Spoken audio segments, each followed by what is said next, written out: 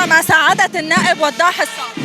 سعادتك حضرتك مضيت على لائحة مطالبة بلجنة تقصي حقائق دولية.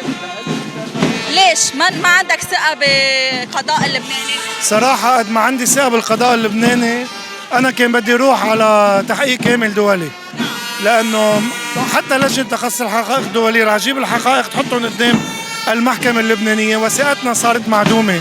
القضاء قضاء بالكامل مش مسيس ومش رهينة بإرادته لأنه فاسد، محكوم بالكامل من السياسيين اللبنانيين يلي ما بيملكوا لا ضمير ولا إنسانية حتى أمام الدم إنه يتحركوا بجنب القضاء.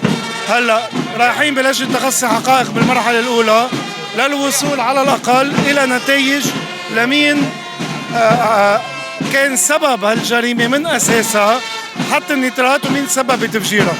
طيب لجنة تقصي حقائق دولية كمان ما أدت لنتيجة مع مقتل الشهيد رفيق الحريري، إنه نعرف مين بس ما قدروا ما كانت لجنة تقصي حقائق، كانت محكمة دولية أخذت وقت. أنا عم نقول يكون في لجنة تجي تشتغل على الحقائق، وهذا موضوع بصير بسرعة لأنه أصلا القاضي طارق بيطار صار واصل لمرحلة نهائية ولقرار ظني. هاي اللجنة بحاجة لأشهر بتكون سلمت القضاء اللبناني مين اللي احتفظ بالنترات، مين اللي باعها، مين اللي تاجر فيها، مين اللي تاجر فينا.